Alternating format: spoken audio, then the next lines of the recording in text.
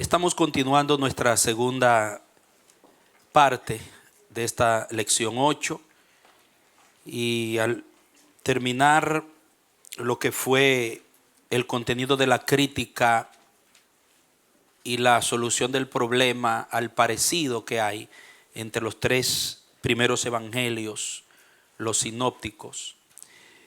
Vamos ahora a continuar específicamente con cada uno de ellos, dando un resumen histórico. El Evangelio de Mateo,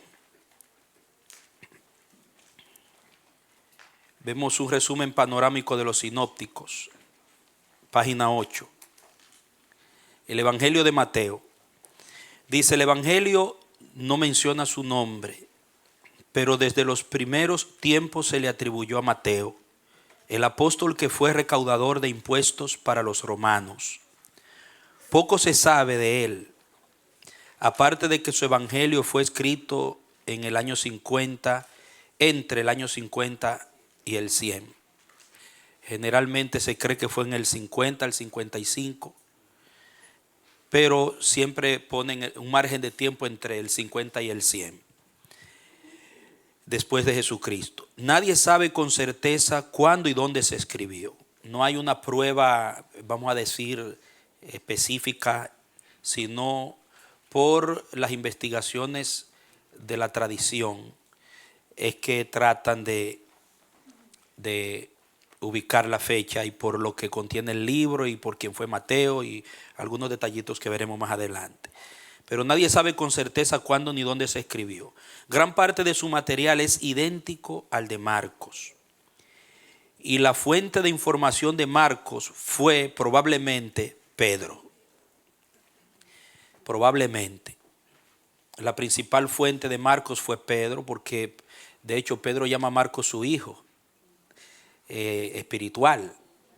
En primera de Pedro dice: Marcos mi hijo os saluda.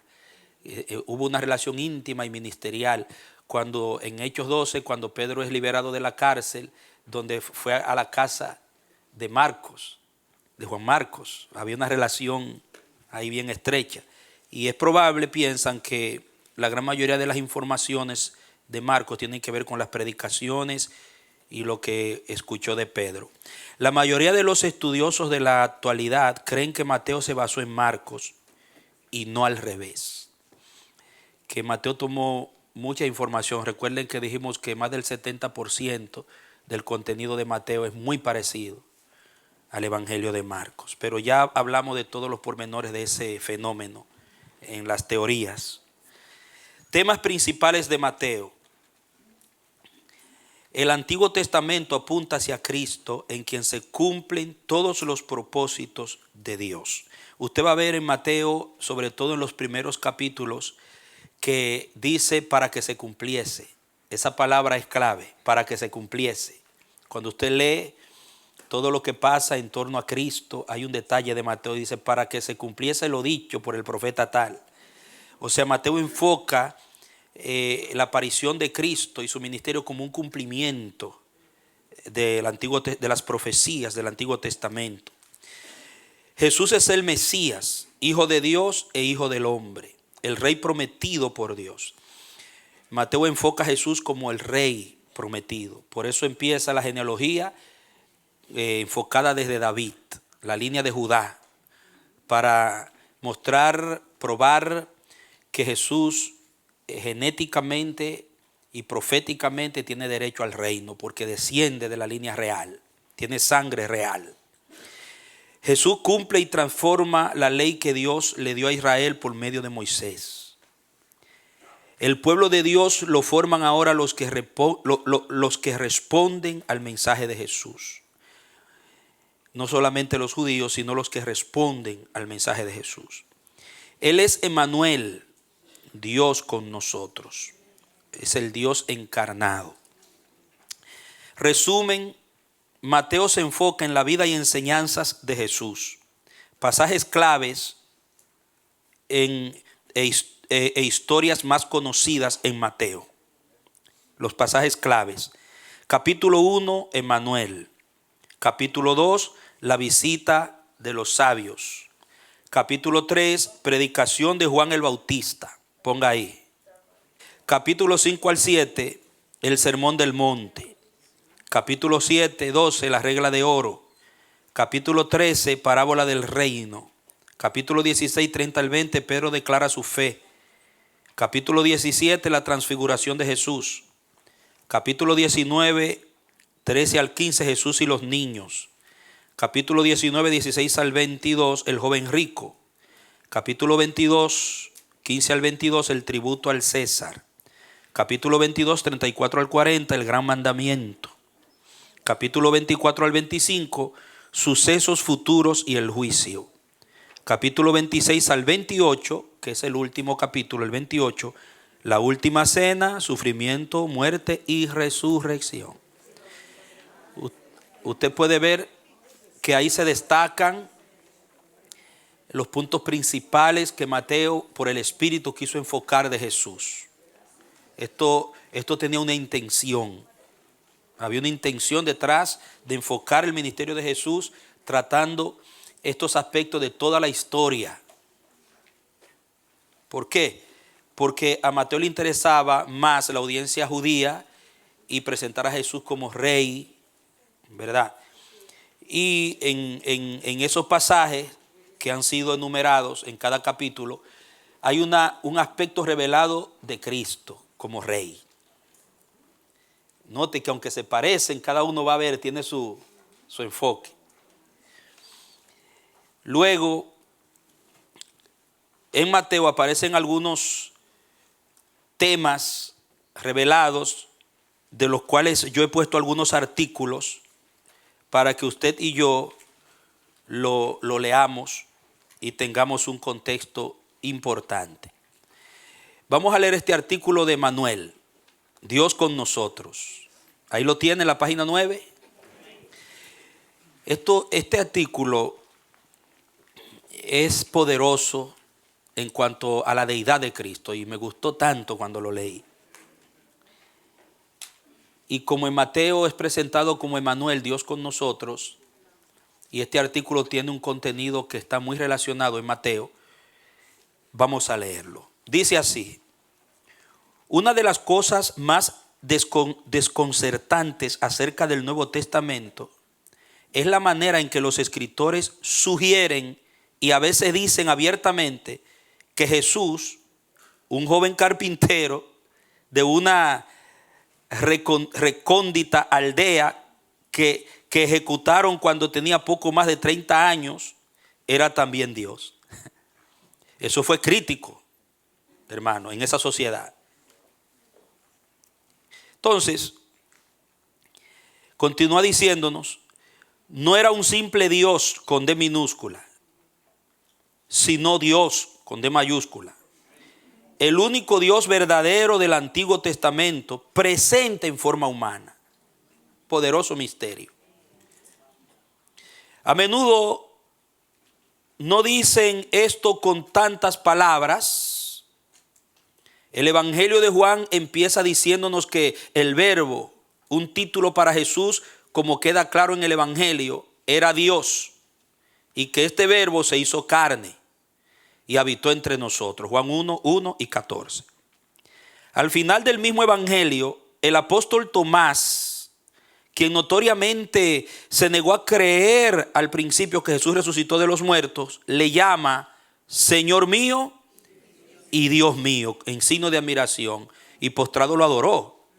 Juan 20, 28. Míreme acá. Esa referencia a Tomás, los falsos testigos de Jehová que han traducido la Biblia de acuerdo a su conveniencia, ellos dicen que ahí lo que Mateo dijo es una palabra de asombro, no de reconocimiento a Jesús.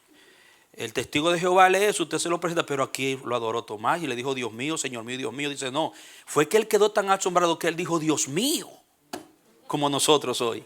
Eso no existía en la cultura hebrea. Es lo que estamos hablando ahorita, que interpretan la palabra con la mentalidad del modernismo de la cultura actual, y meten el contenido de allá en el ropaje de acá, cuando tienen que interpretarla y aplicarla de acuerdo a lo que significó eso allá. En ese momento, cuando de rodillas Tomás dice, Señor mío y Dios mío, lo está adorando. ¿Y sabe dónde está la trascendencia de que Jesucristo aceptó su adoración? Es que Jesucristo no le recriminó y le dijo, mira, no, ¿cómo tú me vas a llamar? Dios, párate de ahí, ¿cómo vas a ser? Yo resucité, pero sigo siendo hombre. No, Jesús se quedó tranquilo y aceptó la adoración. Jesús nunca impidió a quienes lo adoraron que lo adoraran. Sin embargo, los apóstoles, cuando alguien intentó hacerlo, ellos sí.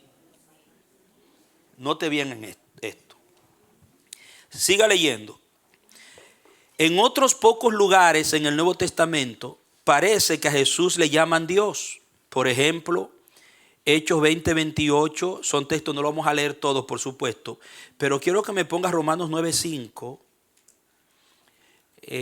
También, mientras pones Romanos 9:5, también está en 2 Tesalonicenses 1:12, Tito 2:3, Hebreos 1:8, 2 de Pedro 1:1, Primera de Juan 5:20. Primera de Juan 5:20. Pero está ahí escrito en el 2 Tesalonicenses 1:12, Tito 2:13, Hebreos 1:8, Segunda de Pedro 1:1 y Primera de Juan 5:20. Ahí está. Pero mire lo que dice Romanos 9:5 dice, de quienes son los patriarcas y de los cuales según la carne vino Cristo, el cual es Dios sobre todas las cosas.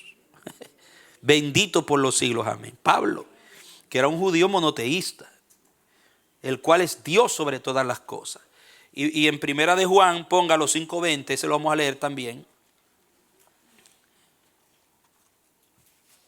Míralo en Primera de Juan 5:20. Pero sabemos que el Hijo de Dios ha venido y nos ha dado entendimiento para conocer al que es verdadero. Y estamos en el verdadero, en su Hijo Jesucristo. Este es el verdadero Dios y la vida eterna. O sea, ellos creyeron que ese hombre que estaba ahí era mucho más que un hombre, era Dios encarnado, a quien Mateo llamó Emmanuel, Dios con nosotros. Muy bien. Usted tiene la opción de creerle a los testigos de Jehová o a los que niegan la deidad de Cristo, o creer la palabra del Evangelio y de los apóstoles. Aunque es desconcertante que en todos estos casos hay algunas cuestiones sobre la lectura adecuada del texto o las palabras griegas quizás se entiendan en una forma diferente, esta clase de lenguaje no les llegó con facilidad a los escritores. ¿Por qué? O sea, para ellos no fue fácil escribir eso y reconocer lo que Jesucristo era Emmanuel. Para Mateo, siendo quien era Mateo, un judío monoteísta, criado en el monoteísmo, donde alguien considerarse Dios merecía la muerte. Por eso a Jesús muchas veces quisieron apedrearlo los religiosos. Para Mateo incluir en su documento que Jesús es Dios y plasmar junto con los demás evangelistas pensamientos que aunque sea insinuaran que Jesús era divino, que era Dios, era una crisis. Eso tenía que venir de Dios. Era algo que ponía en riesgo inclusive su vida en esa cultura. Esta clase de lenguaje no les llegó con facilidad a los escritores. Sin embargo, estas aparentes declaraciones directas de que Jesús es Dios son solo la punta de un inmenso iceberg teológico. Después de todo, los que escribieron los libros del Nuevo Testamento eran judíos en su gran mayoría, educados desde niños a creer que hay un solo Dios y que era una blasfemia hablar de cualquier ser humano en términos divinos. No lea esa letra grande todavía, es un pensamiento que lo leemos después. Continúe la lectura a la derecha arriba. En términos divinos. No nos asombra que frases como Jesús es Dios no salían con facilidad de sus lenguas.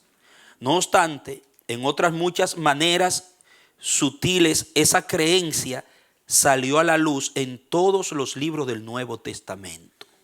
Jesús a menudo dijo de sí mismo que era el Hijo de Dios y se refirió a Dios como su Padre en un sentido único.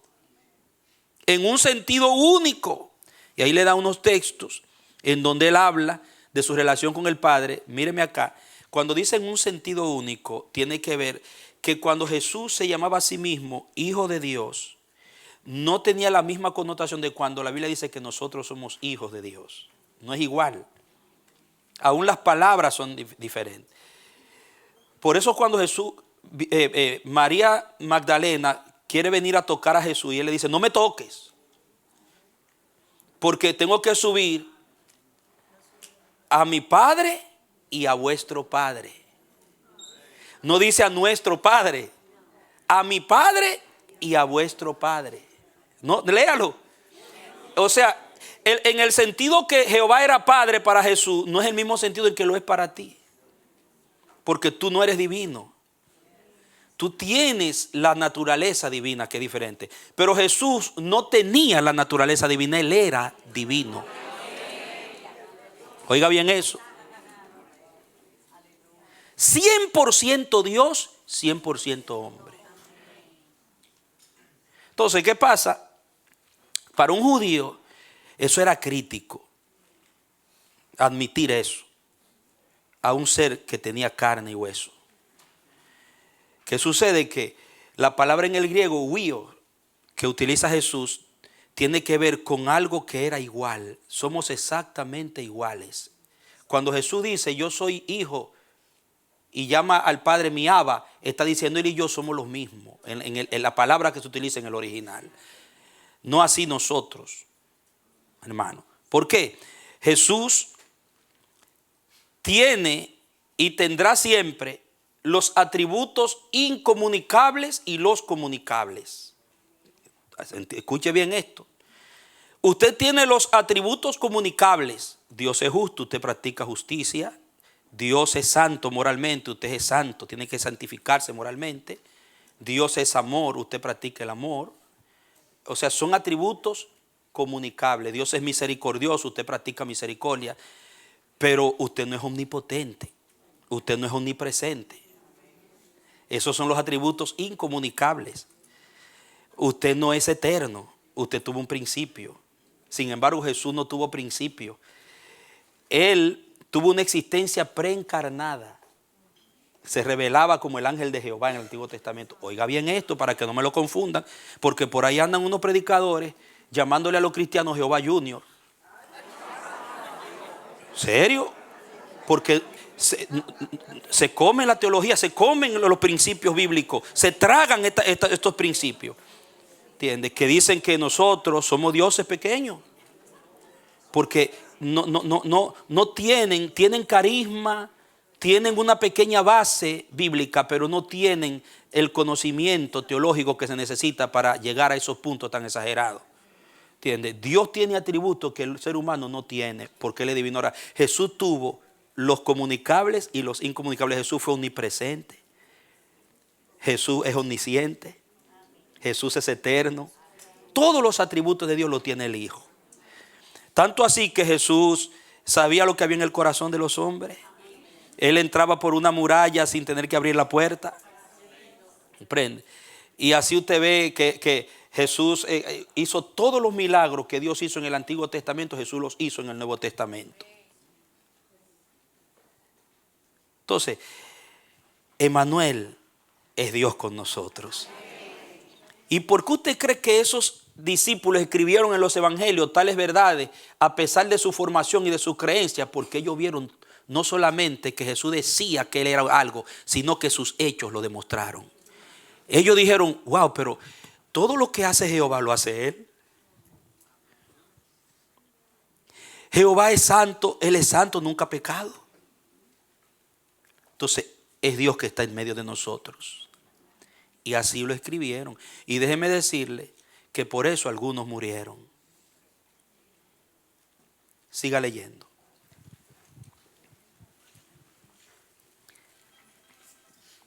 Jesús a menudo dijo de sí mismo que era el Hijo de Dios y se refirió a Dios como su Padre en un sentido único. Por ejemplo, Mateo 11:25. No vamos a leerlo, después te lo lee tranquilo, donde él habla de su relación con el Padre en términos de divinidad. 24:36. Y los evangelistas nos dicen que hasta Dios describió a Jesús en esa forma. Dios mismo reconoció a su Hijo en esa divinidad. Sus seguidores adoptaron lo mismo. Por ejemplo, llaman a Jesús el Hijo de Dios 22 veces en 5 cortos capítulos de Primera de Juan. Y este dice que escribió su evangelio a fin de que sus lectores creyeran que Jesús es el Hijo de Dios. Juan 20:31. Un lenguaje así de un judío no era simple cortesía.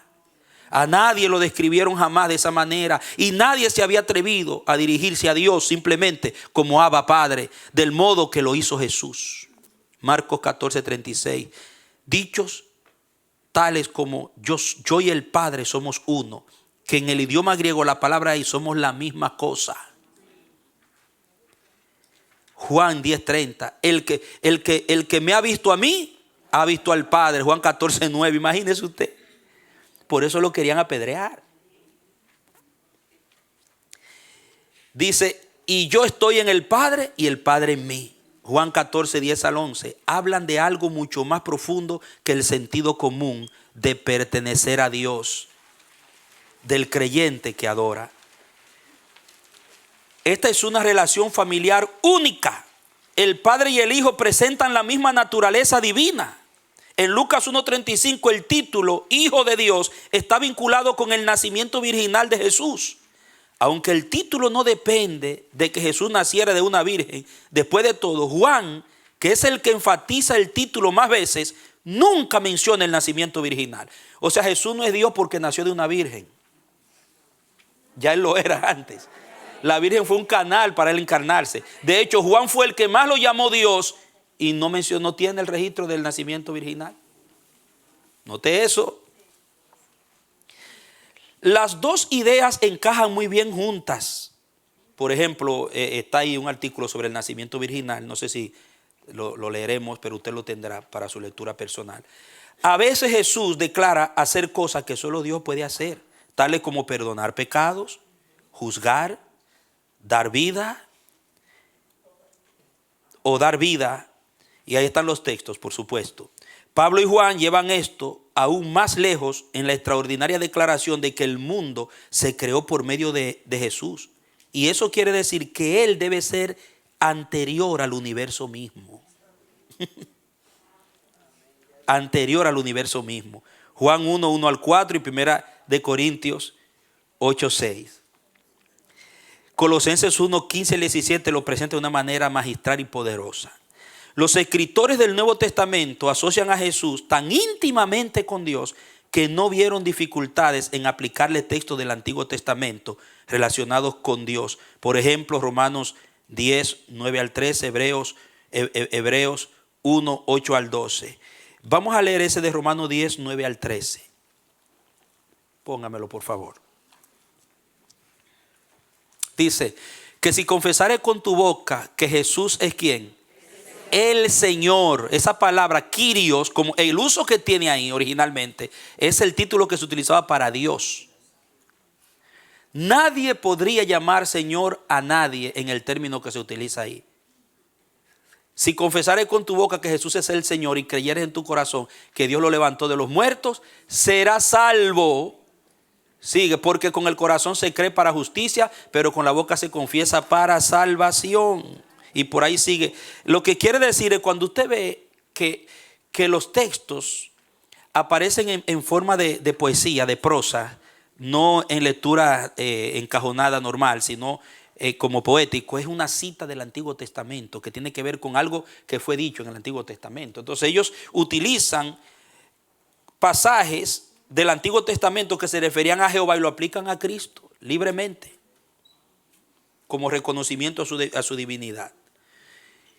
Luego dice, ya dentro del Nuevo Testamento encontramos evidencias de que los cristianos comenzaron a adorar a Jesús y también a orar a Él. En Hechos 7:59, 9:10-7 y Corintios 1:2, Apocalipsis 5:8-14, etc. Son pasajes donde se muestra adorando a Jesús. Pablo, al escribir a los cristianos de habla griega de Corinto, conserva la oración, el Señor viene. O sea, la palabra es maranata, que es una palabra aramea, lo cual demuestra que era ya para mediados de la década de los años 50 después de Cristo, una fórmula conocida entre las primeras iglesias de habla aramea. según 1 Corintios 16, 22, en el saludo, Maranata, Cristo viene. Recuerde que estos eran judíos que oraban a un hombre que vieron morir crucificado hacía unos pocos años, y se dará cuenta de cuán asombroso es esto. Hay algunos lugares en el Nuevo Testamento donde el lenguaje empleado para expresar la naturaleza divina, note bien, y la autoridad es tan elevado que se piensa que son ecos de himnos o credos que ya estaban en uso en la adoración de la iglesia. Se destacan entre ellos, por ejemplo, usted lee Filipenses 2, 6 en adelante, era un himno cristiano, cuando dice que él se despojó a sí mismo y se hizo obediente hasta la muerte, no tuvo el ser igual a Dios como cosa que aferrarse. Eso era un himno que se cantaba en la iglesia primitiva, hermano. También aparece en Colosenses 1, 15 al 20, era otro himno, que eran cantados a Jesús, en honor a Él. Hebreos 1, 2 al 3, también es otro himno. Y por supuesto Juan 1, 1 al 18 se cantaba en la iglesia como un himno. Leer estos pasajes con sumo cuidado es obtener una emocionante impresión de cómo los seguidores de Jesús llegaron a entender quién era Él en el plazo de poco más de una generación después de su vida, muerte y resurrección. Muy bien. No hablan de Él como un hombre cuya vida empezó en Belén en los días del rey Herodes.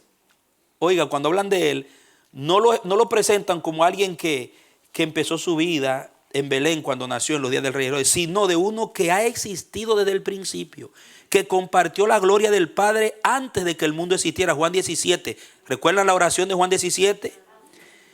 5 y 24. Y cuya vida en la tierra fue solo una interrupción temporal de su gloria celestial.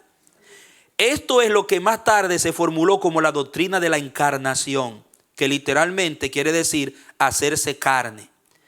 Adoptando el vocabulario de Juan 1.14, ahí termina la idea, luego continúa.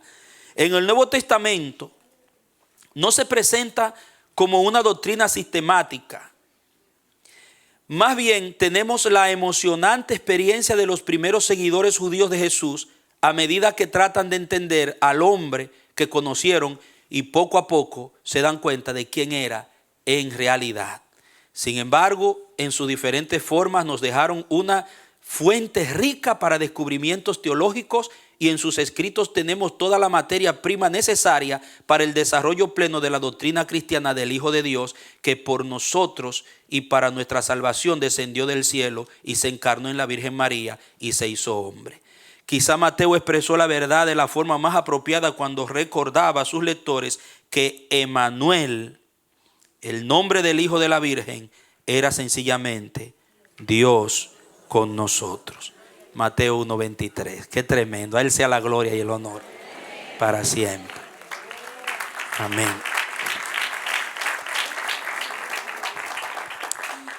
Entonces, ese es un apunte, es un artículo relacionado a Emmanuel en Mateo. Ahora, relatos y sucesos que solo se encuentran en Mateo. Esto usted no lo va a conseguir en ninguno de los otros evangelios. Por ejemplo, el trigo y la cizaña, exclusivo de Mateo. La perla de gran precio, la red, el siervo sin misericordia, los obreros de la viña, los 2 hijos, la boda del hijo del rey, las 10 vírgenes, los talentos, milagros únicos en Mateo, los 2 ciegos, el endemoniado mudo, la moneda en la boca del pez, incidentes únicos en Mateo, el sueño de José, la visita de los magos o sabios, la huida a Egipto, la matanza de los inocentes, el sueño de la esposa de Pilato, la muerte de Judas, también en Hechos, los santos resucitados en Jerusalén, el soborno de la guardia y la gran comisión. Son acontecimientos solo encontrados en Mateo. Otro acontecimiento que aparece en Mateo en el contexto del nacimiento de Jesús es la aparición de la estrella. Vamos a ver algo sobre la estrella, muy interesante. La que siguieron los sabios. Note bien el caso de la estrella aquí. Por Colin.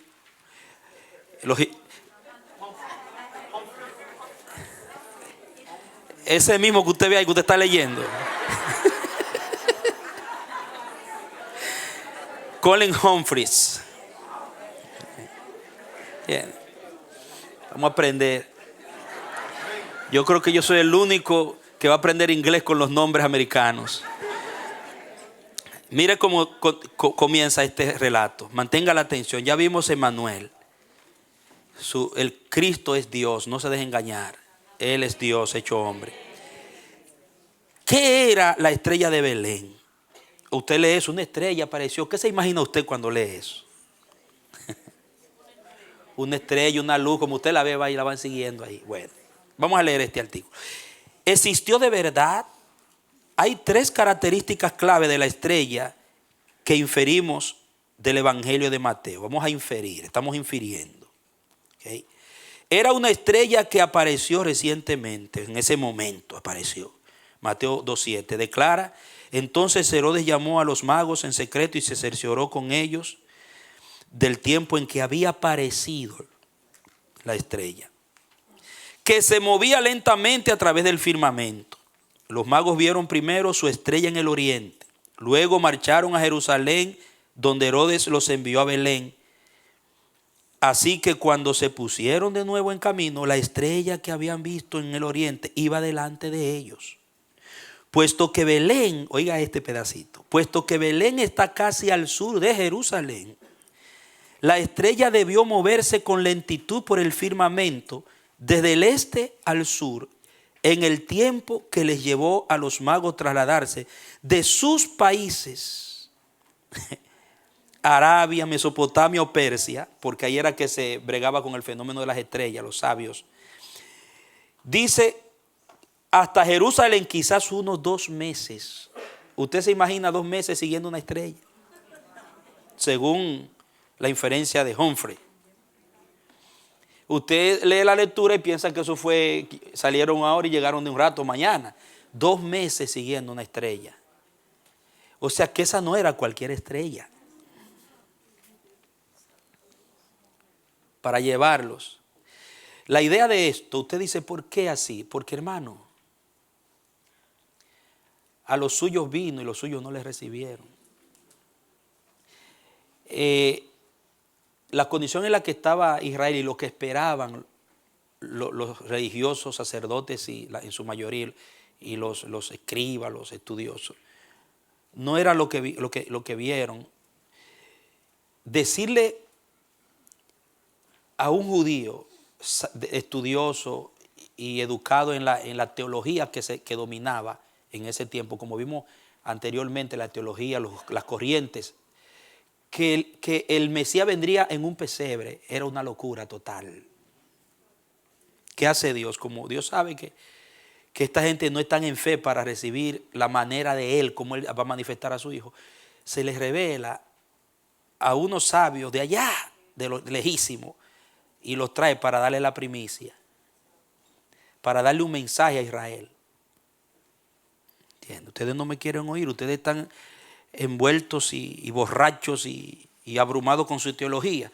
Pues yo voy a llamar a los que estudian el paganismo allá la cosa para avergonzarlos a ustedes.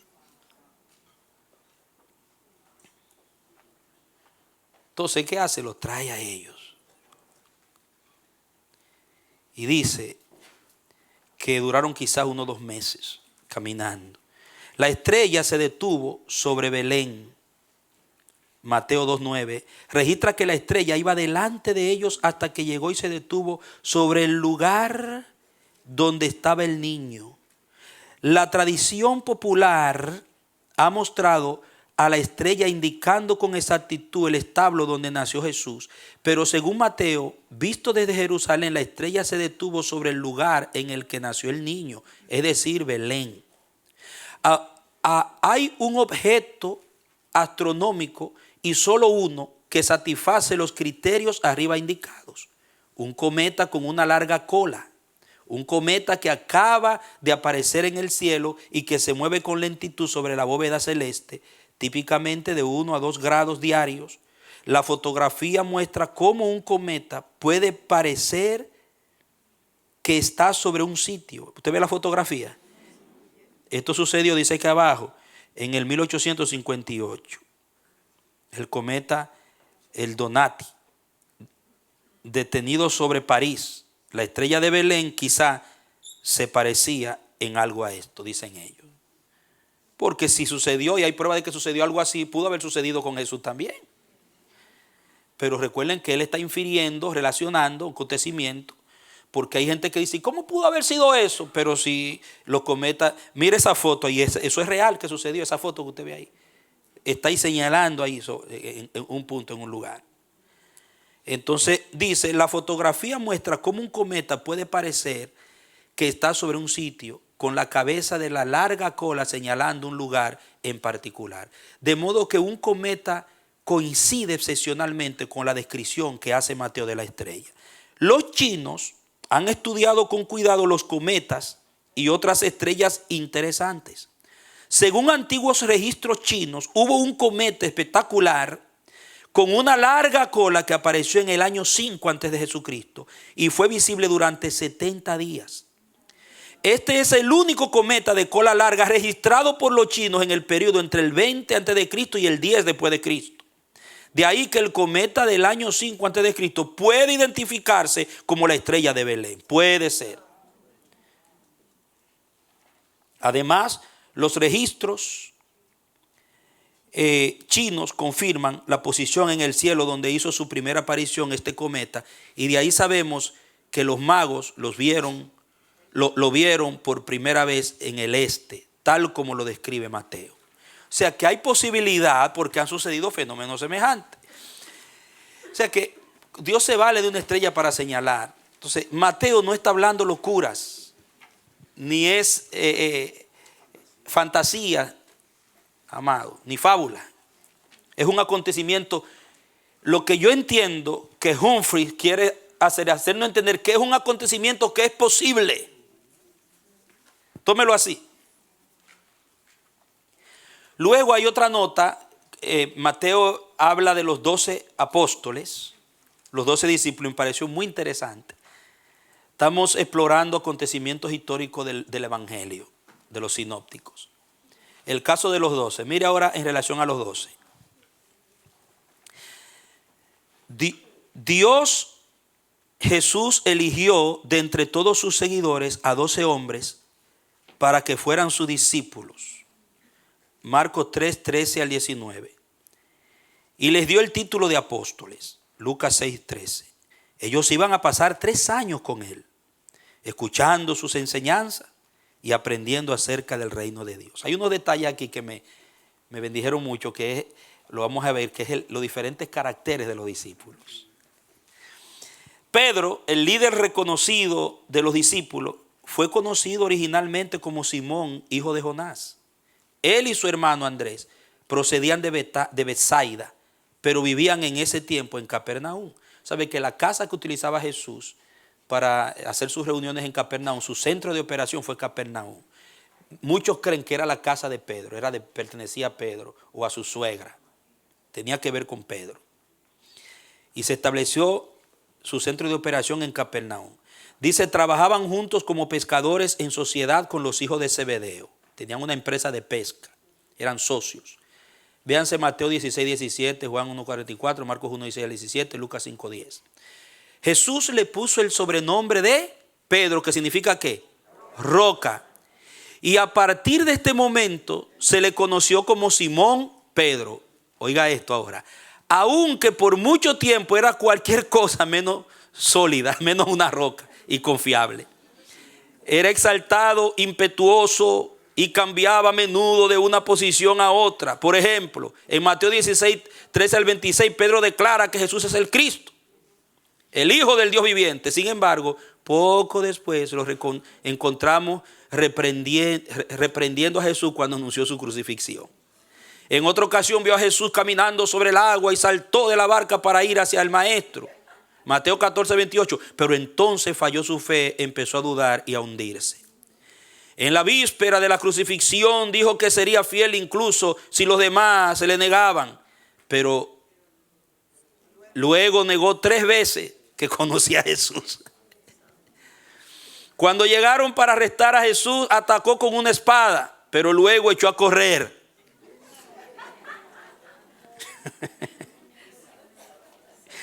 Huyendo. Donde dice el círculo íntimo no continúa ahí, esa es otra cosa. Abajo, abajito, dice huyendo, Mateo 25:56, ¿lo ve? Mira acá, mire.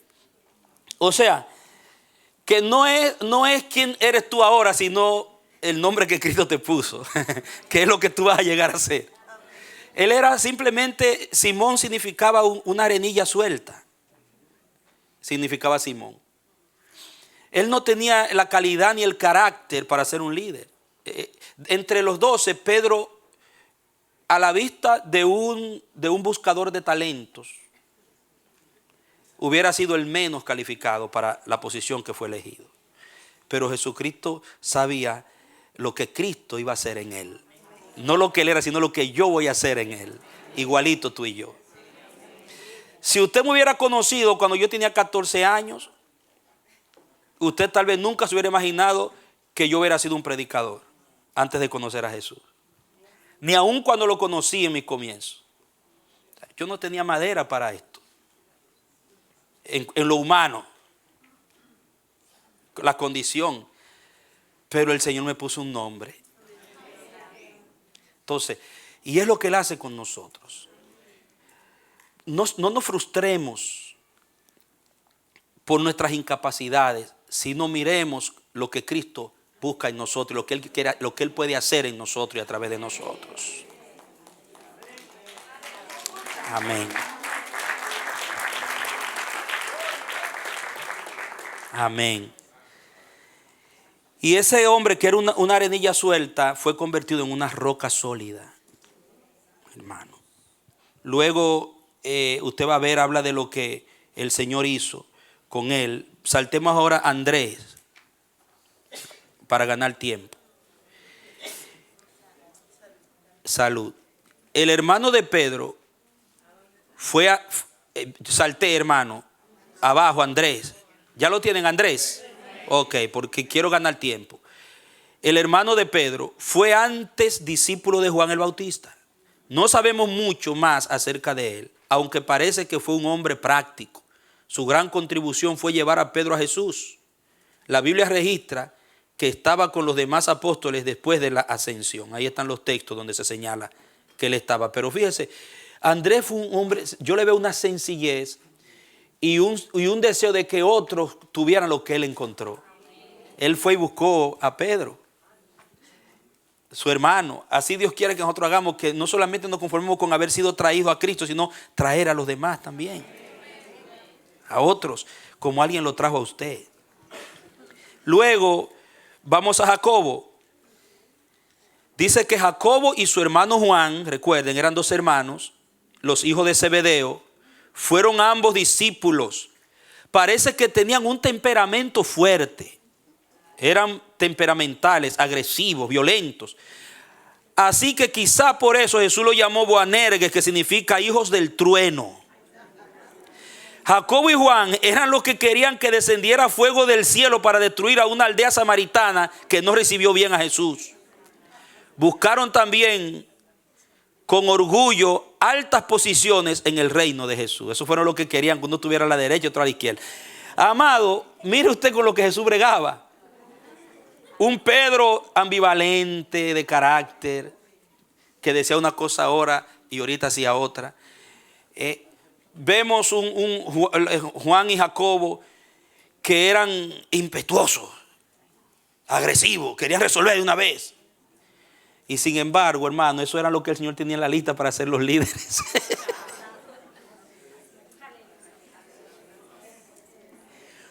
O sea, ellos trajeron el carácter, el perfil en su gen lo tenían, pero estaba bruto, no estaba terminado, estaban en la naturaleza carnal. Pero a Pedro nunca le cambiaron el carácter, ni a Juan ni a Jacobo. Cambió la proyección del carácter, el uso, la manifestación de ese carácter.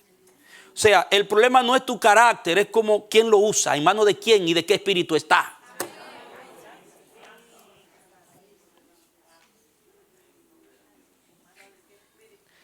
Porque esos después utilizaron ese ímpetu, ese temperamento, como Pablo también, para el bien de la obra, para llevar adelante, para decir, yo no puedo dejar de hacer y decir lo que he visto y oído. No dejarse amedrentar cuando el Señor lo formó, lo procesó. O sea, tú eres un diamante en bruto. No un bruto en diamante. Un diamante en bruto. Así mismo. Entonces, vemos que después Juan fue el que más habló del amor, hermano, en la primera de Juan, segunda y tercera de Juan. En el Evangelio se destaca el amor, el Evangelio del amor. Usted puede ver. Juan, hermano de Jacobo, ya tiene a Juan ahí, mire, Juan. No fue solo un discípulo, sino también uno de los principales escritores del Nuevo Testamento. El nombre de Juan aparece en los títulos de 5 libros, un evangelio, 3 cartas y el Apocalipsis. Aunque los eruditos bíblicos debaten si el mismo Juan los escribió todos. Cuando Jesús moría en la cruz, dejó a su madre al cuidado de Juan. Note cómo procesó Jesús a Juan. Le entregó a su mamá al que quería hacer que descendiera fuego del cielo. Y era el que se recostaba después en los pechos de Jesús también. Pero hay un motivo que se infiere por el cual él entregó la mamá. Dice, por varias referencias en el Nuevo Testamento, se infiere que Juan quizá era primo de Jesús por parte de madre. Por lo que tal vez esta fue una decisión natural en él. Parece que había un vínculo humano de parentesco entre Juan y Jesús. Que la mamá de Juan posiblemente era familia de María. Felipe, como Pedro y Andrés, era de Betsaida. Su llamamiento a seguir a Jesús tuvo lugar el día siguiente al de Simón y Andrés. Felipe era un tipo de hombre muy sensato. Calculó con rapidez y exactitud lo que costaría alimentar a 5,000 personas. Fue él que le pidió a Jesús que le mostrara al Padre. Es evidente que no siempre entendió lo que hacía Jesús, pero perseveró. Oiga, diga, no siempre entendió, pero perseveró. Eso es importante. Porque el que persevera, lo que usted no entiende ahora, lo puede entender mañana. También fue el que llevó a Natanael a Cristo. Ahí están los textos. Amado, ese fue, ¿quién? Felipe, calculador, preciso. Natanael, llamado también Bartolomé, era de Caná de Galilea. Cuando Felipe le habló acerca de Jesús, dudó si podía algo bueno salir de Nazaret. Felipe le respondió, ven y ve. Usted ve que el hombre era ahí, ven y ve. Y cuando acudió, Jesús lo maravilló al decirle exactamente lo que estuvo haciendo antes. Natanael quedó convencido. Era un hombre íntegro de carácter. Es más, Jesús lo describió como un israelita en el que no hay engaño. Fue uno de los discípulos a los que Jesús se apareció junto al lago de Galilea. Ahí están los textos, Juan 1:40, 51 y 21:2. Ese fue Natanael. Mateo, conocido también como Leví, era un recaudador de impuestos. Estaba precisamente cumpliendo con su tarea cuando lo llamó Jesús. Esa lectura, el incrédulo no lee ahí todavía. Siga donde dice llamó Jesús, ¿lo ve? En el medio, abajo. Era uno de los pecadores con los que se asociaba Jesús, para gran enojo de los fariseos. Jesús dijo que estos pecadores eran los que más necesitaban y apreciaban sus enseñanzas. En una ocasión en la casa de Mateo, Jesús llegó a atreverse a decir que solo los que se reconocían a sí mismos como pecadores recibirían beneficio de su ministerio. La mayoría de los judíos habrían rechazado a Mateo por considerarlo un colaboracionista y traidor, porque trabajaba para los romanos, recaudando impuestos. Sin embargo, él encontró en Jesús a un Salvador. Ahí están los textos. Y mire, fue el que escribió el Evangelio de Mateo. Ustedes ven. O sea, vaya mirando que en los 12 Jesucristo eligió todo tipo de temperamento, de estrato social. Y a veces nosotros Somos como tan quisquillosos, somos tan cosas, como que nos gusta estar con el que nos agrada, pero el que tiene un carácter un poquito ya lo rechazamos. Eso no es espíritu de Cristo, hermano. Jesucristo agarró a los difíciles, los amó, los soportó con paciencia y hizo de ellos gente de propósito. Nosotros podemos hacer lo mismo. ¿Quiere que le dé un secreto? La gente que yo he permitido discipular y que han sido más útiles y que hoy están siendo más útiles en el ministerio fueron los que me dieron más problemas. Pero perseveraron. Con muchos de ellos yo lloré con ellos.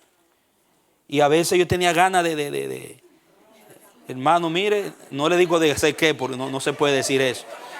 Pero iba y lloraba y el Señor me decía, tú no eras mejor.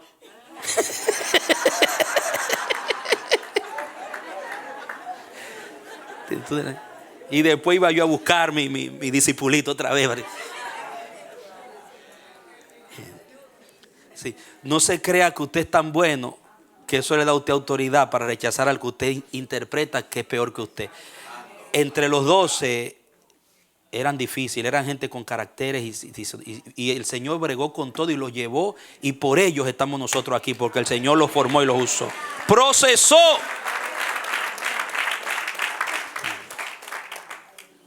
Muy bien. ¿Usted ve por qué yo elijo esta lectura? Porque son aplicaciones históricas. Yo no tengo prisa por terminarlo todo, sino que seamos edificados. Porque usted en su casa después puede leer los otros. Pero quiero aplicar esto porque cuando yo leí esto, el Espíritu me puso a seleccionar lo que puede ser útil para nosotros. Bien, Jesús trajo hacia él a todos estos personajes tan diferentes. Todos estos personajes tan diferentes. Y los hizo sus discípulos. Qué gran Salvador. Ser capaz de transformar el mundo, no en mundo, el mundo mediante hombres como estos. Oiga, hermano, qué tremendo. Ahora sí, vamos ahora el incrédulo, Tomás. Es bien conocido como el hombre que duda, aunque dedicado a su maestro e incluso dispuesto a arriesgarse a morir, no entendió los comentarios de Jesús acerca de su muerte inminente y no creyó en su resurrección hasta que no lo vio con sus propios ojos y también metió su dedo en la herida. El nombre Tomás viene de la palabra aramea que significa gemelo. Juan usa 3 veces la versión griega dídimo en su evangelio. Ese es Tomás. Tomás ha pasado a la historia con una nota de mala reputación. El incrédulo, tú eres como Tomás. Pero Jesús no lo rechazó. Este incrédulo que hace aquí en este grupo no lo rechazó, hermano. Le dijo, ven, entra el dedo, ven. Soy yo. Por el contrario, le animó a que creyera, aprovechando la oportunidad para hablar de los que en el futuro creerían sin haber visto a Jesús en persona. Lo aplicó ahí. Así serán muchos en el futuro. Luego hay 3 discípulos de los que prácticamente no sabemos nada. Jacobo, hijo de Alfeo, que no se destacaron. Era quizás Jacobo el menor, hijo de María, que no es la María madre de Jesús, es otra María. Jacobo el menor, hijo de María, mencionado en Marcos 15:40. Y Tadeo, se menciona en Mateo 10:3 y Marcos 3:18. Pero también le llaman Judas, que no es el Judas que entregó a Jesús, este es otro. San Judas Tadeo le llama la tradición. Hijo de Jacobo. En Lucas 6:16, Hechos 1:13 se menciona. Y luego está los discípulos olvidados.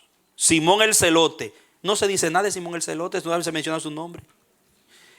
Dice, quizá fue uno de los celotes que buscaban la liberación de Israel del yugo romano. O a lo mejor su nombre fuera simplemente una descripción de su personalidad celosa. ¿Quién sabe? Pero creemos que era uno del grupo de los celotes. Pero de él no se dice gran cosa, de Simón el Celote.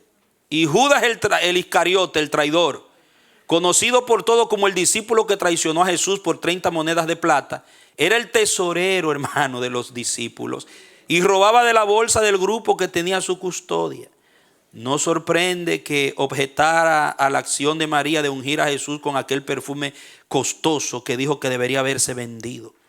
Jesús dijo claramente durante la institución de la cena del Señor que sabía que uno de ellos le traicionaría. Pero Judas siguió adelante e hizo un trato con los principales sacerdotes. De modo que los soldados llegaron y arrestaron a Jesús, dirigido por Judas, quien lo identificó y lo traicionó con un beso de saludo de un amigo.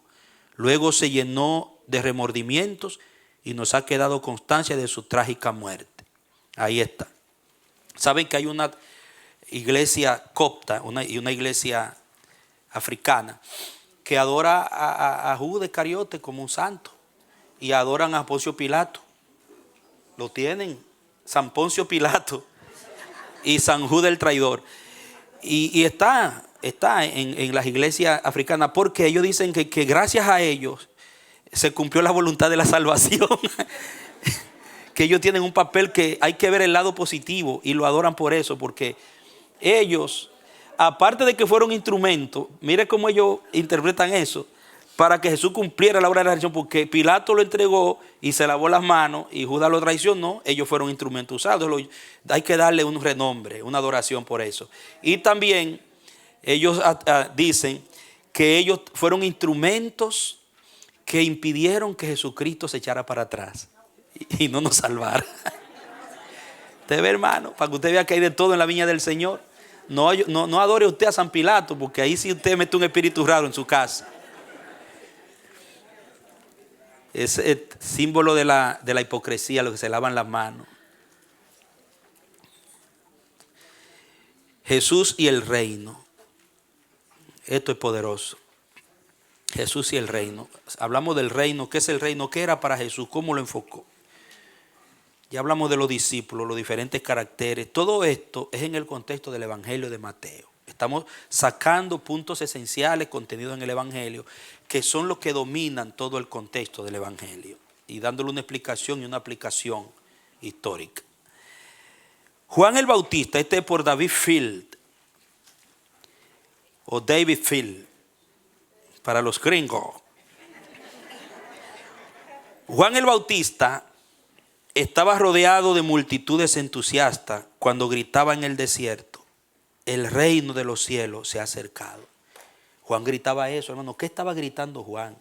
¿Qué impresión eso hacía en quienes le oían en ese tiempo? Eso es lo que vamos a ver aquí.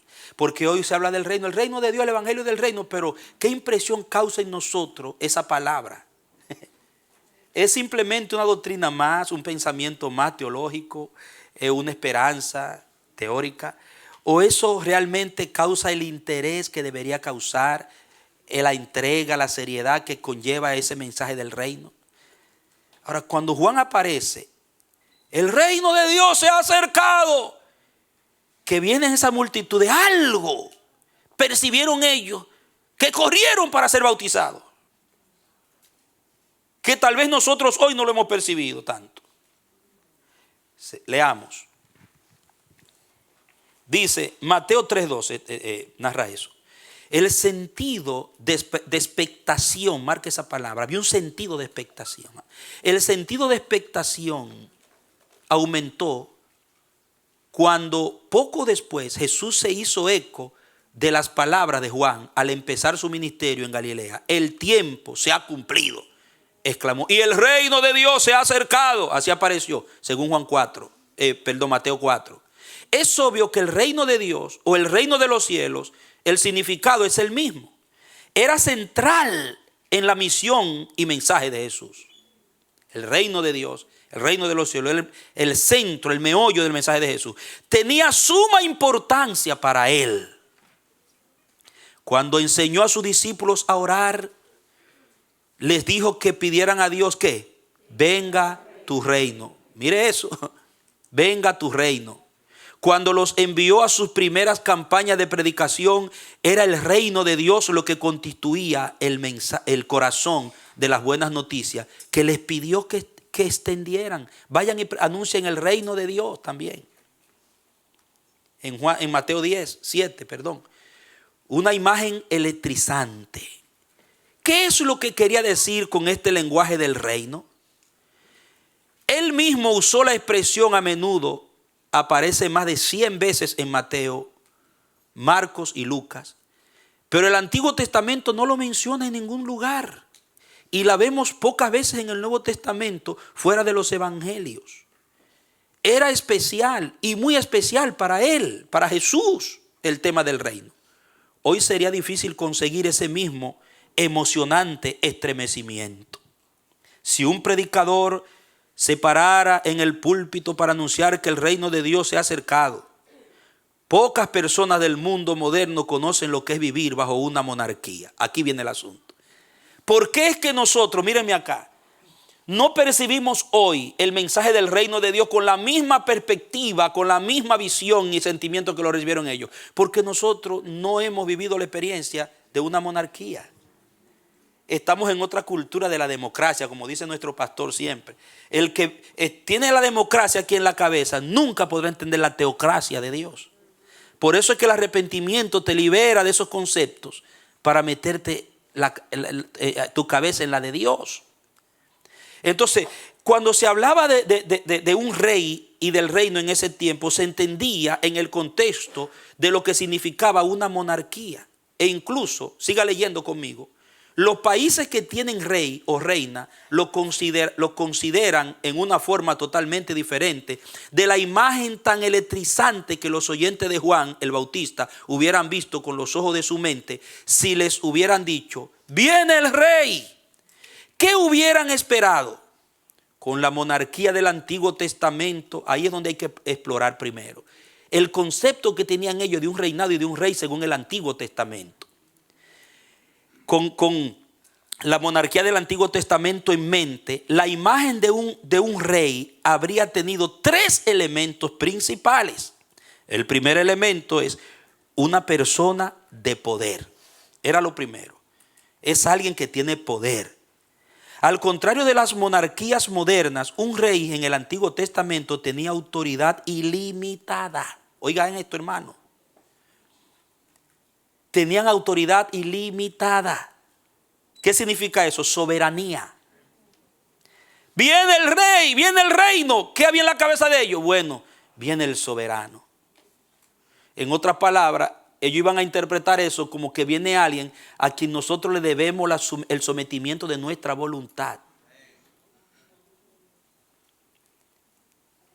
Y no tenía que rendir cuenta ante nadie. Por eso oraban. ¿Cómo oraban en la iglesia? Soberano Señor, déspota, Kyrios déspotes. Así oraban. Porque ellos tenían claro que era el rey de la iglesia, quién reinaba, quién gobernaba. Ellos sabían que ellos no se gobernaban, que ellos tenían que hacer y orar por los intereses del rey, no por los intereses de ellos. ¿Por qué hoy nuestras oraciones están orientadas hacia nuestro beneficio, nuestra solución de nuestro problema y nosotros mismos? Porque no hemos entendido la revelación de rey que la Biblia nos ha dado de Dios. Lo acaparamos a nuestro concepto democrático. Porque un presidente hoy es puesto por votación para resolvernos los problemas, para arreglar los problemas de la sociedad, que haya corriente, que haya agua, que bajen los precios, que haya empleo, que la economía suba. Y si no, lo quitamos, le hacemos una revuelta y lo quitamos. Pero en aquel tiempo no era así. Había que seguir honrando al rey aunque no hubiera agua, aunque los precios subieran, porque ya tú y tu familia, tu voluntad, para que la ciudad caminara como debía ser, había que obedecer y someterse a ese rey. Entonces la iglesia primitiva entendía lo que significaba el gobierno de Dios, porque tenían otra estructura. Entonces una persona soberana que no debía darle cuenta a nadie. La vida de sus súbditos estaban en sus manos. Dígalo conmigo, la vida de sus súbditos estaban en sus manos, en la mano del rey. Nosotros somos súbditos de Dios. Nuestra vida está en sus manos. O sea, usted no se puede poner bravo porque Dios no le responde una oración. Usted no debería ponerse bravo porque Dios no le cumpla un deseo. Porque su vida está en sus manos. Si Él me quiere, me sana. Si no me sana, si me mato, me da vida. Él es el soberano, Él es el rey. Así lo veían ellos.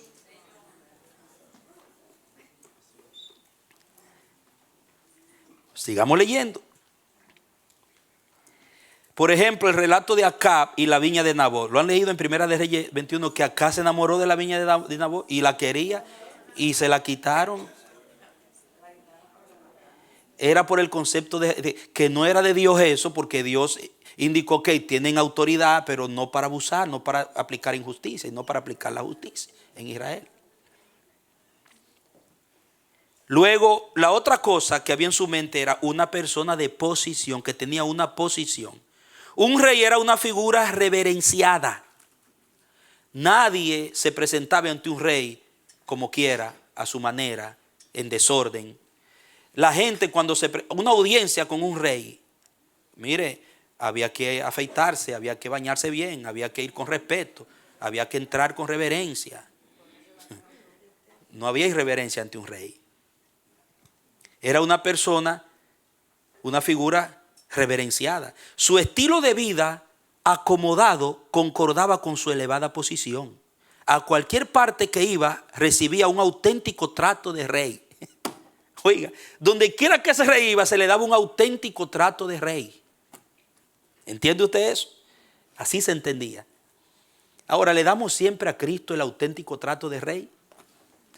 ¿Por qué fallamos en honrar a Jesús como debiéramos y darle el trato que Él merece como nuestro Rey Señor? Por nuestra estructura que tenemos de lo que es un gobierno, de lo que es un reino, de lo que es un presidente, de lo que es un rey. ¿Entiendes? Seguimos.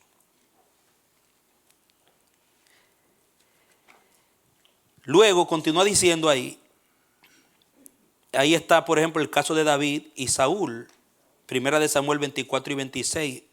Mire, ¿por qué usted cree que David, aunque fue ungido con un cuerno y Saúl con una botellita, siempre respetó la unción de Saúl, aunque la de él era mayor? Por el concepto que tenía de lo que era un ungido, de lo que era un rey. No le puso la mano. Y a lo que, tratando de congraciarse con David, cuando David, Dios lo puso en el poder, para congraciarse, fueron a darle la noticia. Yo maté a Saúl, un mentiroso ahí, que porque Saúl fue el que se suicidó y Jonatán. Yo lo maté para congraciarse. David se lo llevó por delante. Y a los hijos de Salvia que mataron a Abner por venganza, porque Abner le mató al hermano. Cuando David se enteró, dice, oh, ¿qué tengo yo con ustedes? Dice, ustedes son más duros que yo, aunque yo soy el ungido. Respetaba aún a los generales del rey. Se ve el respeto que se le tenía a la posición de un rey, porque había una unción, hermano. También otra cosa que se veía cuando se hablaba de un rey y de un reino era una figura nacional, lo abarcaba todo. No había un rincón en la nación donde él no tuviera jurisdicción ni autoridad. Igual nosotros, si entendemos el reinado de Jesús como se proyecta en la palabra de una monarquía, entendiéramos que el Señor gobierna en todas las áreas de nuestra vida y de nuestras casas, no en algunas. Las aspiraciones de la nación encontraban un centro en el rey. Oiga, toda aspiración, el rey era central en la nación, en todas las aspiraciones de la nación, como cabeza del Estado. La victoria sobre sus enemigos elevaba la importancia del pueblo. La derrota del rey significaba deshonra y desastre nacional. Véase la triste historia de Joaquín y Nabucodonosor en Segunda de Reyes 24, que con esta vívida imagen de realeza humana en la mente, no era difícil para los creyentes del Antiguo Testamento pensar en Dios como el gran rey mundial, porque el Señor, el Altísimo, es digno de ser temido, rey grande es sobre toda la tierra, cantaba el salmista. Denle un aplauso al que reina. Así se percibía el señorío.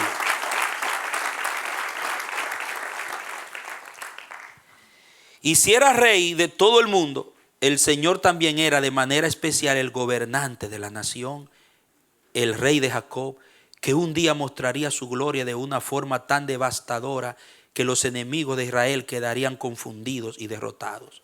Por medio de su Mesías, un rey descendiente del linaje real de David, el Dios de Israel vencerá toda oposición y establecerá su gobierno de justicia y paz, según Isaías 41, 21 y 40, 10. Entonces eso era lo que esperaban, y eso estaba en la mente de ellos cuando se hablaba de un rey y su reinado en Israel. Una realidad viva, note esto, Jesús lanzó su impresionante anuncio en medio de este bullente o hirviente caldero de expectativas populares. El reino de Dios se ha acercado. No nos asombra que todos se pasaron y separaron, gracias, y prestaron atención. Estaban a punto de llegar al gran momento de la intervención real de Dios, predicha con tanta urgencia por los profetas del Antiguo Testamento. Así era. Es más, con la entrada de Jesús al escenario humano, ya había llegado. Como Gabriel le dijo a María poco antes de que quedara embarazada, el Señor Dios le dará el trono de su padre David y su reino no tendrá fin. Lucas 1:32. El reino de Dios es mi reino, dijo después Jesús a sus seguidores, y a Pablo no le molesta escribir acerca del reino de Cristo y de su Dios. Efesios 5:5. En Jesús el reino de Dios se ha convertido en una realidad viviente. Si yo por el dedo de Dios echo fuera a los demonios, comentaba él, entonces el reino de Dios ha llegado a vosotros. Conmociones y sorpresas. Sin embargo, la multitud expectante que escuchaba a Jesús iba a sufrir una gran conmoción. Aquí viene la cosa. Todos los que esperaban eso, la estructura teológica que ellos tenían del reinado según el Antiguo Testamento, la expectación, iba a causarle a ellos una gran conmoción. ¿Por qué? Sigamos leyendo. Era sin duda el rey prometido, pero cambió por completo sus ideas acerca del gobierno de Dios. Ellos esperaban una demostración de poder, pero Jesús les enseñó que el punto central del reino de Dios era el fortalecimiento amoroso y misericordioso de los miembros débiles e incapacitados de la sociedad. Aplastó los poderes del mal en una serie sensacional de milagros, pero todo el propósito de estas señales era proporcionar sanidad divina y liberación a las personas comunes, paralizadas por trastornos físicos, psicológicos, sociales y espirituales. Enseñó a sus discípulos que el reino de los cielos pertenece a los pobres, los angustiados y los que sufren, no a los ricos, los poderosos y los autosuficientes. Mateo 5, 3 y 10.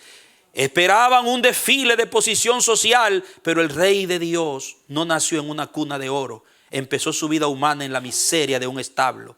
El Hijo del Hombre no vino para ser servido, sino para servir. Marcos 10:45. Les explicó a sus seguidores más tarde. Era un monarca que se despojó a sí mismo, comentaba Pablo en Filipenses 2:5-8. Rechazó la respetabilidad real convencional, dedicando su tiempo a los que el resto de la sociedad consideraba como inferiores, los leprosos, extranjeros y por supuesto las mujeres. Y salió de la vida cargando con una cruz, la marca de la ignominia, en vez de llevar ondeando una insignia real. Esperaban una figura nacional, alguien que echara de Palestina la ocupación romana y estableciera exclusivamente la supremacía judía. Jesús rehusó cumplir con ese papel político. No había control de pasaportes que favoreciera a los judíos a la hora de entrar en el reino de Dios. Ahora no había preferencia racial. No es solo para los judíos, sino para todos. Y vendrán del oriente y del occidente, del norte y del sur, les enseñó, y se sentarán a la mesa en el reino de Dios. En vez de luchar para mantener a los extranjeros fuera, Jesús dio a sus seguidores la misión de hacerlos entrar en su reino. Santo. Se volteó la expectación que ellos tenían. Mateo 28:18-20. Una idea dinámica. Note esto. Esto es lindo como termina este artículo. Una idea dinámica. En las manos de Jesús, oiga esto, el reino en las manos de Jesús, ahora no en los religiosos, no en los fariseos, no en los saduceos, no en los teólogos de la sinagoga, sino en las manos de Jesús, el reino de Dios se convirtió en una idea dinámica. Gobierno más que terreno. Gobierno espiritual del Espíritu de Dios primero más que terreno físico. Describe el reinado activo de Dios en el mundo. El requisito para entrar no es un cierto tipo de certificado de nacimiento, sino un estilo de vida radicalmente cambiado. Santo. Caracterizado por el arrepentimiento y la fe. Hay pautas de comportamiento que son del todo incompatibles con una sincera sumisión al gobierno de Dios. A la inversa, todos los que someten su voluntad a la suya encuentran que su poder soberano está a su alcance para conquistar malos hábitos y vivir de manera que en verdad le agrade a Dios. Primera de Corintios 6, 9 al 10. O sea, primero vamos a bregar con el César que está dentro de nosotros, antes de tumbar al César que está en Roma. Dale un aplauso al Señor. Santo, santo, porque ¿qué hago yo con tumbar a César y meter en mi reino esta generación? Ese gen que tienen ustedes. Primero vamos a bregar con el gen del diablo y después con César. Y eso es lo que está haciendo el Señor a través de la iglesia. Conquistando a los emperadores del mal que combaten contra el alma, que le impiden a Dios reinar primero en nosotros, en nuestras casas. Y eso fue lo que Jesús vino a implantar. Ahora, pero todavía no. ¿Qué significa eso? Dice, hay también una dimensión de ahora, pero todavía no. En la enseñanza de Jesús acerca del reino de Dios, aunque el gobierno de Dios está poderosamente presente en sus palabras y acciones, sus parábolas describen con propósito un crecimiento lento a medida que el reino se establece gradualmente, como la levadura en la masa, o parecido a una pequeña semilla que se transforma poco a poco en un árbol impresionante. Véase Mateo 13, 31 al 33. El resultado final, sin embargo, es inevitable. Cuando Jesús venga de nuevo para poner fin a la historia del mundo como la conocemos, el reino de Dios aparecerá en su triunfo total. Gústele o no, toda su creación se someterá a su poder. Su posición real se pregonará de un extremo al otro del universo. Y Él surgirá como la gran cabeza de la iglesia y se demostrará que su plenitud lo llena todo en todo. Gloria al Señor. Ahí están los textos. Aleluya.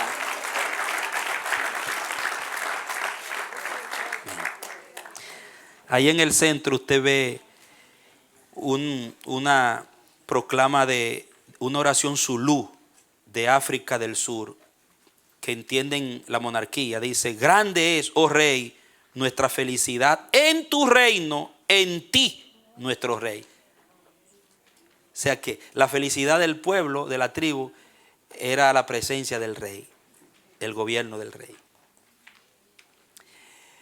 Eso es entender el concepto de reino. Entonces, amados, yo creo que es un tiempo en el que la iglesia tiene que revisar su concepto de lo que es el reino. Y es el que Jesús trajo. Hay que revisar qué era lo que Jesús presentó como reino. Cuando hablamos de vivir el reino de Dios, la vida del reino. Porque la realidad es, hermano, que nuestro comportamiento y nuestras susceptibilidades y tantas cosas nos impiden no solamente vivir al nivel del Espíritu de Cristo en su reino, sino que nos impide extenderlo a otros. El plan de Dios es que esto vaya, aunque lenta y progresivamente, extendiéndose.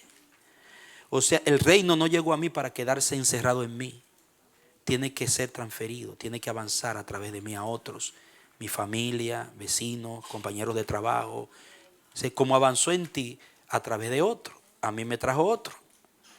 ¿Entiendes? Entonces así tiene que seguir avanzando. Si nosotros entendiéramos que viviendo lo que creemos, viviendo lo que Cristo trajo, podemos tocar a otros, lo viviéramos más y mejor y más profundamente. Quiero leer este artículo, me voy a quedar en Mateo y usted seguirá leyendo, después usted va a ver el resumen de Marcos, de Lucas, de Juan y de Hechos. Yo le encargo que termine y lo lea antes de empezar el siguiente semestre. Léalo porque hay artículos muy interesantes que están en el mismo sentido que hemos leído en Mateo. Bien, en Jesús y el dinero, me interesa que terminemos con esto. ¿Verdad? Como por David Einstein Brewer. Bien.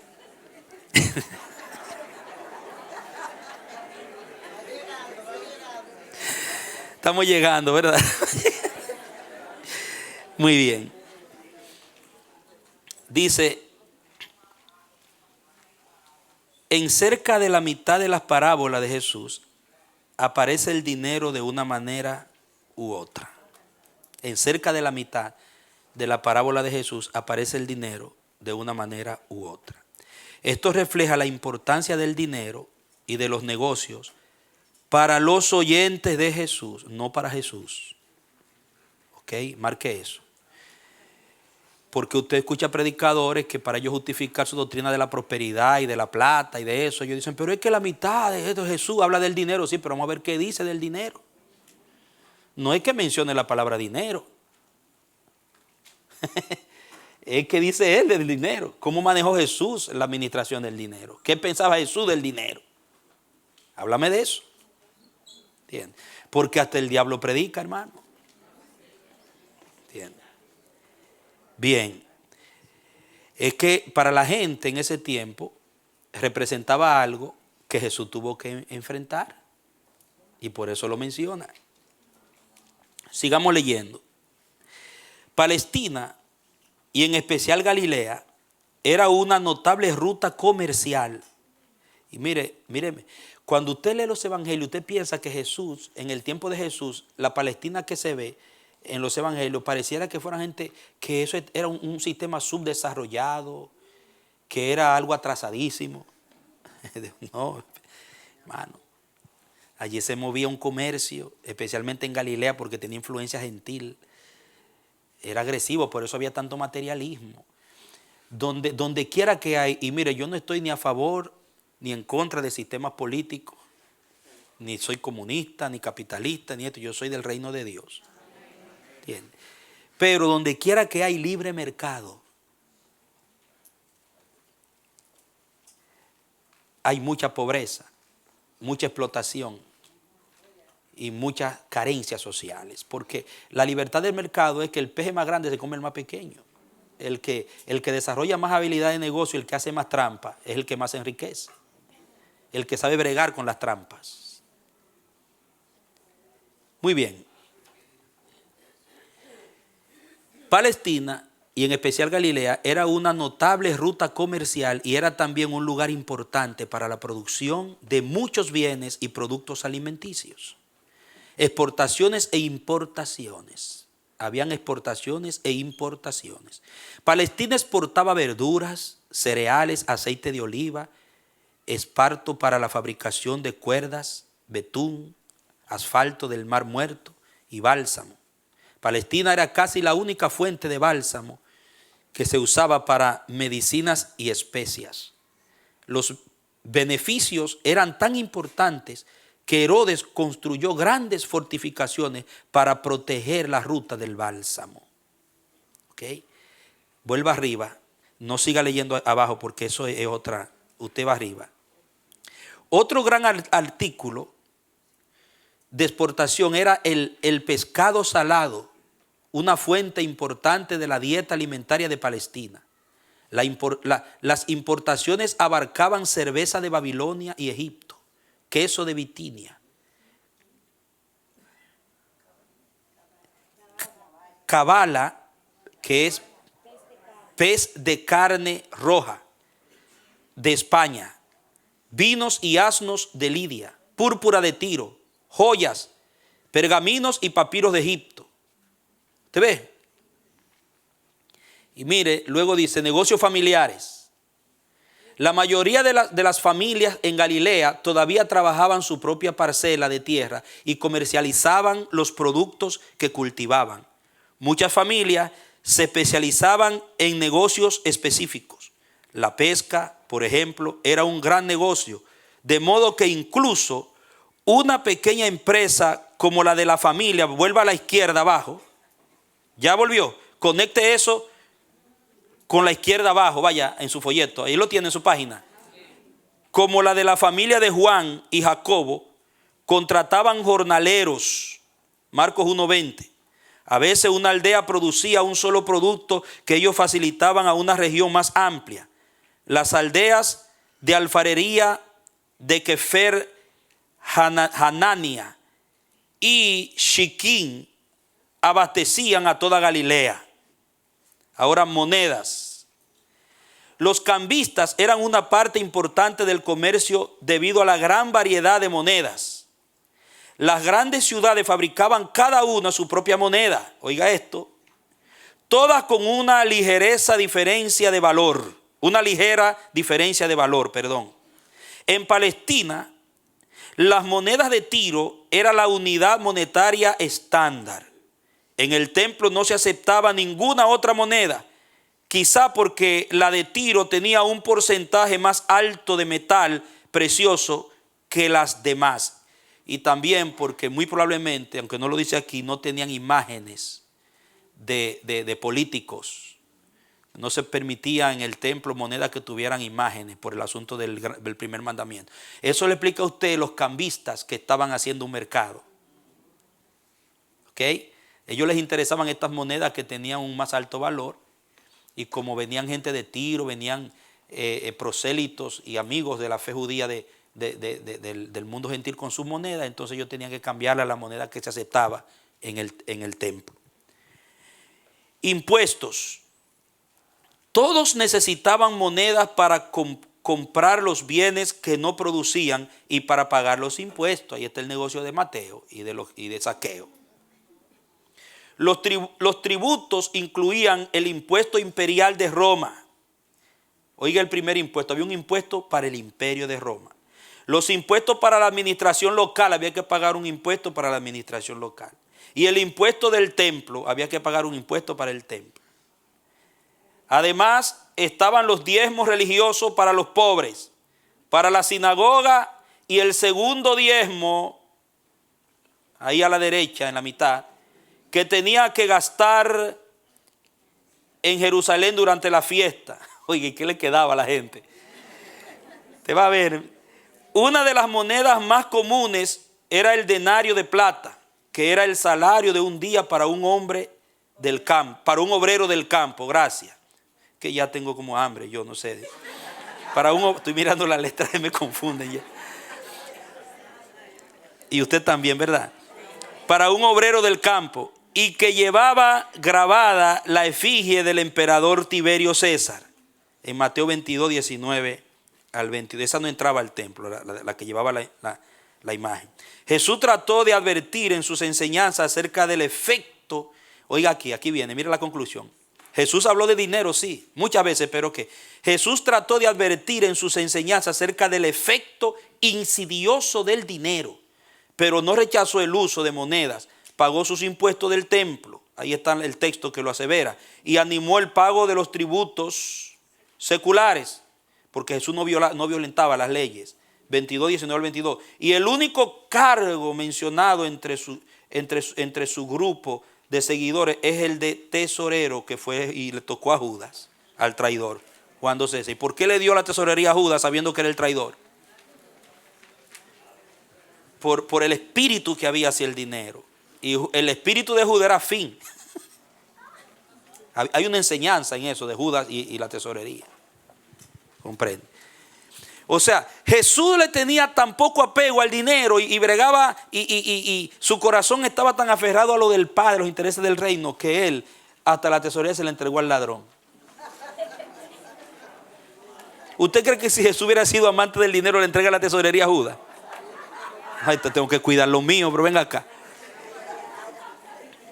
O sea, el dinero es importante, pero no es lo más importante para el cristiano. Mire que yo cuando vi esto, note ahí el círculo que está ahí el gráfico, dice gasto de una familia de la clase obrera en la Palestina del Nuevo Testamento. Miren los gastos de una familia de la clase obrera que trabajaban un denario por un día de trabajo. El 30% ropa. Usaban el 30% de su salario para ropa. 20% alimentos. Note bien. 10% limosnas. Oh, mire, se apartaba una parte para darle a los pobres. ¿Y usted cuando cobra? Piensa en el pobre. Ay, santo.